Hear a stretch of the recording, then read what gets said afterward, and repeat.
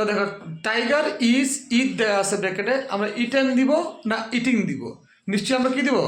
Tiger is eating. Rice is ব্র্যাকেটে দেখো একই জিনিস, উপরেটা ইজ আছে ব্র্যাকেটে ইট আছে, নিচেরটা ইজ আছে ব্র্যাকেটে ইট আছে, কিন্তু আমরা যখন টাইগারের সাথে দিচ্ছি আমরা বলছি টাইগার ইজ ইটিং। আবার যখন দিতেছি রাইস ইজ, এখানে ইটেন লিখতেছি, ইটিং লিখতেছি না। এটা পারতেছি কি গ্রামারের কারণে না কমন সেন্সের কারণে? আচ্ছা, একটু একটু যদি কঠিন বাক্য দিতাম তাহলে হয়তো আমরা এখানে গুগল আমরা পেজ টাকা দিতাম। তা আসলে এখান থেকে ব্যাখ্যাতে চাই, তাহলে বোঝা গেল টু বি পরে ভার্বের সাথে দুইটা ঘটনা ঘটে। টু বি পরে ভার্বের সাথে হয় আইএনজি দিতে হবে বা ভিত্তি দিতে হবে। তার মানে টু বি পরে যদি আমাদের ভার্ব আসে হয় আইএনজি দিব বা ভিত্তি দিব। তো প্রসঙ্গ কখন আইএনজি দিব? যখন দেখবো যে টু বির পরে যে ভার্বটা আছে, যেমন ইট আছে, এই ইটও তো খাওয়া কে খায়? টাইগার খায়।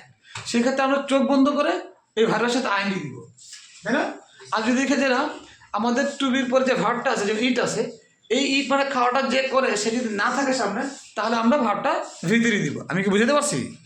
তার মানে বোঝা গেল যে টু বি পরে ভার্বের সাথে আইএনজি হবে বা ভিতরে হবে। আমাদের যে সাবজেক্ট থাকে মানে ক্রিয়া করনেওয়ালা থাকে, ইট খানেওয়ালা সামনে থাকে তাহলে দিব আইএনজি, আর যে খানেওয়ালা সামনে না থাকে তাহলে আমরা কি দিব? ভিতরি। এটাকে সারা পেশি বাক্য বলে।